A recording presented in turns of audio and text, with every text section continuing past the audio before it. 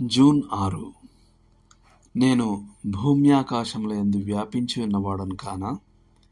ఇదే యెహోవా వాక్కు. ఇర్మియా 23:24.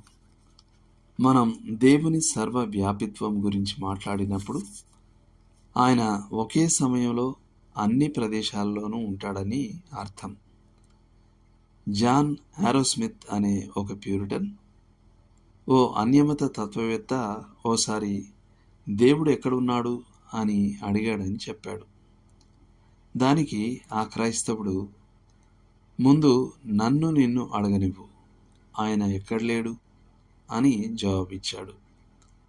ఒక నాస్తికుడు ఒక గోడపై దేవుడు ఎక్కడా లేడు అని రాశాడు. ఒక పిల్లవాడు వచ్చి ఆ ఖాళీల్ని మార్చి దేవుడు ఇప్పుడు ఇక్కడ ఉన్నాడు అని చదివేలా చేశాడు. దేవుని సర్వ వ్యాపిత్వంపై ఒక అద్భుతమైన దావీదుకు రుణపడి ఉన్నాం. అతను ఇలా రాశాడు: నీ ఆత్మ యుద్ధ నుండి నేనెక్కడికి పోవుదును? నీ సన్నిధి నుండి నేనెక్కడికి పారిపోవుదును? నేను ఆకాశమునకెక్కినను నీవొక్కడున్నావు, పాతాళమందు పండుకొనినను నీవొక్కడున్నావు. నేను ఉదయపు రెక్కలు కట్టుకొని సముద్ర దిగంతములలో నివసించినను అచ్చటను నీ చెయ్యి నన్ను నడిపించును, నీ కుడి చెయ్యి నన్ను పట్టుకొనును. కీర్తనలు 139, 7-10 వరకు.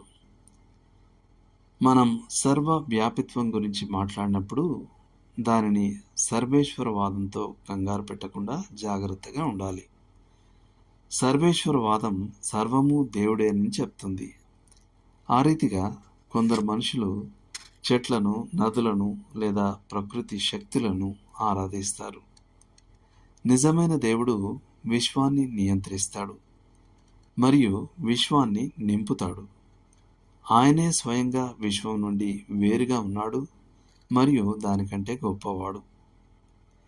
దేవుని సర్వవ్యాపిత్వము అనే సత్యం ఆయన ప్రజల జీవితంలో ఎలాంటి ఆచరణాత్మక ప్రభావాన్ని చూపాలి? అందులో గంభీరమైన జ్ఞాపిక ఉంది. అదేమంటే, మనం దేవుని నుండి దాక్కోలేం, ఆయన నుండి తప్పించుకోలేం. అందులో చెప్పనలవి కాని ఓదార్పు ఉంది. అదేమంటే, దేవుడు ఎల్లప్పుడూ తన ప్రజలతో ఉంటాడని తెలుసుకోవడం, ఆయన మనల్ని ఎన్నడూ విడిచిపెట్టడు, మనము ఎన్నడూ ఒంటరిగా లేము అని తెలుసుకోవడం. ఆ తర్వాత అందులో ఒక సవాలు ఉంది. అదేమంటే, ఆయన ఎల్లప్పుడూ మనతో ఉన్నందున మనం పరిశుద్ధతలో మరియు లోకం నుండి వేరుగా నడవడంలో జాగ్రత్తగా ఉండాలి. ఆయన నామంలో 2-3 కూడి ఉన్నప్పుడు ఆయన తన సన్నిధిని ఒక ప్రత్యేక రీతిలో వాగ్దానం చేశాడు. ఆయన వారి మధ్యన ఉంటాడు. ఇది పరిశుద్ధుల కూడికలలో లోతైన భయభక్తులను, గంభీరతను ప్రేరేపించాలి. దేవుడు మిమ్మల్ని దీవించును గాక.